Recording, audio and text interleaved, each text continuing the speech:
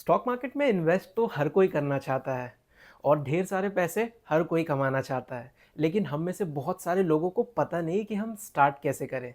तो चलिए दोस्तों, आज के वीडियो में मैं आपको बताने जा रहा हूं कि हम स्टॉक मार्केट में अपनी इन्वेस्टमेंट जर्नी कैसे स्टार्ट कर सकते हैं, वो भी बहुत कम पैसों से। तो चलिए करते हैं वीडियो की शुरुआत। मेरा नाम है शाहिदीन और आप देख रहे हैं मनी मैट्रिक्स। स्टॉक मार्केट में इन्वेस्ट करने के लिए आपको जो चाहिए होता है वो डीमैट और ट्रेडिंग अकाउंट। सो डीमैट अकाउंट में जब आप शेयर्स परचेज करते हो, वो डीमैट अकाउंट में होल्ड होता है और ट्रेडिंग अकाउंट के थ्रू आप शेयर्स को बाई या सेल कर सकते हो। डीमैट अकाउंट आपका स्टॉक ब्रोकर के पास में खुलता है और स्टॉक ब्रोकर जो है वो दो तरीके के होते हैं। एक फुल सर्विस ब्रोकर, जैसे कि एंजल एंजल ब्रोकिंग और जैसे कि शेर खान और भी मोतीलाल ओसवाल। तो ये लोग जो है वो फुल सर्विस ब्रोकर हैं जो नए इन्वेस्टर्स के साथ साथ साथ जो ऑलरेडी एक्सपीरियंस्ड इन्वेस्टर है उसके साथ में भी और बहुत सारे प्रोडक्ट्स को भी वो सेल करते हैं, जैसे कि किसी शेयर्स पे बाइंग या सेलिंग रिकमेंडेशन देना और भी दूसरी सर्विसेज वो प्रोवाइड करते हैं जो कि एक न्यू इन्वेस्टर को ज़रूरत नहीं होती है। तो हमें जो है एक ऐसे स्टॉक ब्रोकर के पास में अपना अकाउंट खोलना चाहिए जहाँ पे हमें पैसे कम पे करने पड़े और जहाँ पे हम आसानी से चीज़ों को कर पाएँ। तो उसके लिए मैं पर्सनली यूज़ करता हूँ ग्रो, जो कि एक डिस्काउंट ब्रोकर है और इसके पास बहुत ज़्यादा किसी चीज़ के लिए हमें पैसे को पे करने की ज़रूरत नहीं होती। अगर आपके पास में डीमैट अकाउंट नहीं है तो मैं इस वीडियो के डिस्क्रिप्शन में डीमैट अकाउंट के लिए लिंक दे दूँगा, आप वहाँ से डाउनलोड करके अपना एक डीमैट अकाउंट ओपन कर सकते हैं। ये कोई प्रमोशनल वीडियो नहीं है ग्रो का, मैं खुद पर्सनली ग्रो यूज़ करता हूँ इसलिए मैंने आपको बस रिकमेंड किया। तो चलिए अब मैं बताता हूँ कि अगर जब आपने ऑलरेडी अपना डीमैट अकाउंट ओपन कर लिया तो आप स्टॉक्स को बाई करेंगे। जब आप स्टॉक्स को बाई करेंगे तो दो चीज़ें हो सकती है, या तो आपने उसमें बहुत अच्छा प्रॉफिट किया या तो आपने उसमें लॉस किया। तो अगर आपने प्रॉफिट किया तो थोड़ा थम जाइए और समझिए कि ये हो सकता है बिगनर्स लक हो सकता है। क्योंकि आज से जब मैं 4 साल 5 साल पहले जब मैंने भी स्टॉक को परचेज़ किया था, जो कि मेरा पहला स्टॉक था वो एसबीआई था, जिसको मैंने 180 में परचेज़ किया था और मैंने उसको 200 में बेचा। तो जब मैं ₹20 के प्रॉफिट से मैं इतना खुश हुआ, मुझे ऐसा लगा कि मुझे बहुत नॉलेज आ गया, अब तो मैं फोड़ के रख दूंगा। बट ऐसा हुआ नहीं।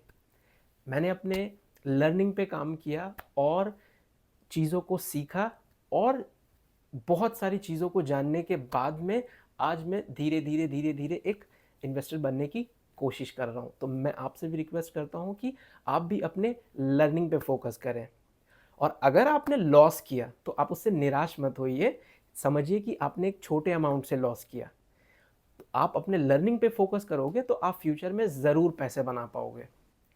देखिए, जब भी हम स्टॉक मार्केट में आते हैं ना, तो या तो हम रातों रात अमीर बनने के लिए या तो हम कोई बहुत ज़्यादा बड़ा पैसा कमाने के लिए आते हैं, जो कि बिल्कुल बना सकते हैं लेकिन उसके लिए टाइम लगेगा।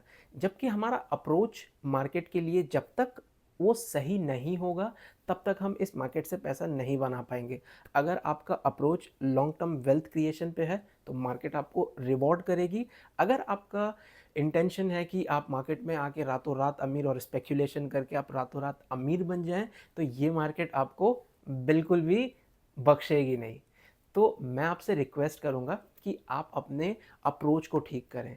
चलिए आपको मैं एक एग्जाम्पल बताता हूँ कि हम जब इन्वेस्टमेंट करते हैं तो हमारे दिमाग में जो है दो तीन चीज़ों के बारे में इन्वेस्टमेंट आती है, जैसे रियल इस्टेट या फिर गोल्ड में या फिर हम एफडी में, जो कि हमारे इंडियंस का फेवरेट इन्वेस्टमेंट क्लास है। आई डोंट नो क्यों लोग समझते हैं एफडी को इन्वेस्टमेंट, बट एनीवेज।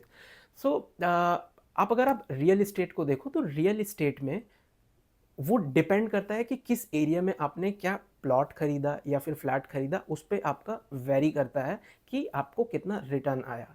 अगर आप गोल्ड को देखो तो 8-9% लॉन्ग टर्म में गोल्ड भी मिल जाता है, आपको इतना तो रिटर्न मिल ही जाएगा। और अगर आप एफडी देखो तो 5-6% आपको 7% एफडी में आता है।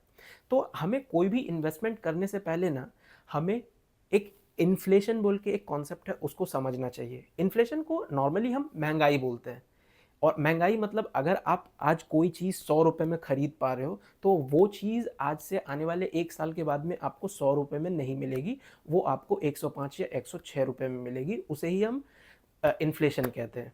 तो आपको लग तो रहा है कि मेरे पास में आज जो 100 रुपए हैं, 1 साल के बाद भी 100 रुपए हैं, लेकिन आप उस 100 रुपए का जो परचेजिंग पावर है, वो 5 रुपए, 6 रुपए ऑलरेडी कम हो गया, तो आप वो 100 रुपए वाला सामान आप खरीद नहीं पाओगे, समझे?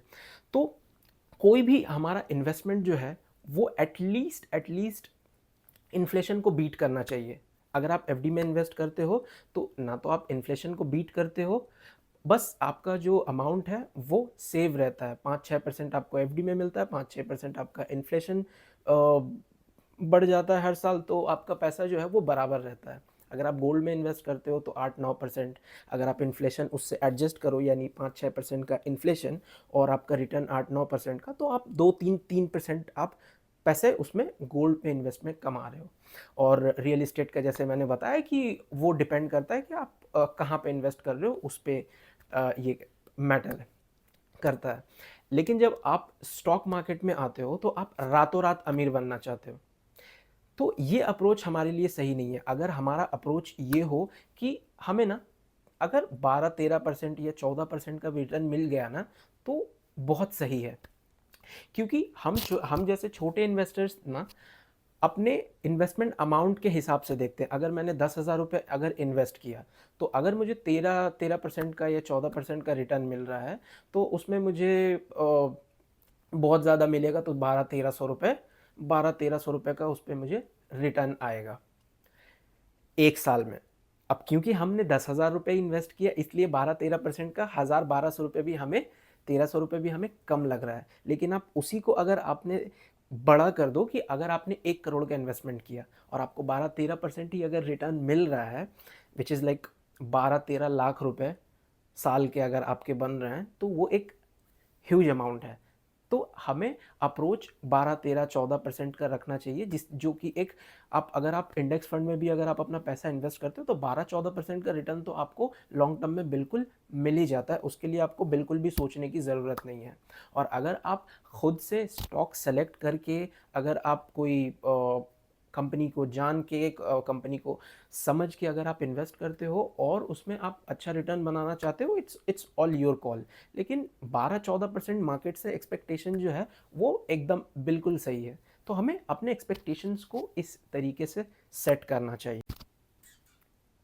किसी भी बिज़नेस को समझना या फिर बिज़नेस के बारे में जानना है ना, तो हमें बिज़नेस मैगज़ीन्स को या फिर न्यूज़पेपर्स को या बिज़नेस चैनल्स को हमें पढ़ना पड़ेगा। और बहुत सारे फिनांस के बुक्स हैं जिसको हम पढ़ सकते हैं, जैसे कि rich dad poor dad, the intelligent investors. ये सारी बहुत बेसिक्स फिनांस के बुक हैं जो हम पढ़ सकते हैं।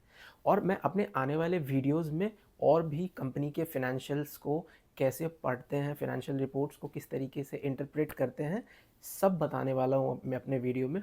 अभी तक अगर मेरे चैनल को आपने सब्सक्राइब नहीं किया है, तो प्लीज़ चैनल को सब्सक्राइब कर दीजिए, सो दैट मेरे आने वाले वीडियोज़ आपको मिलते रहें। तब तक के लिए thank you. This is Shahidin signing off.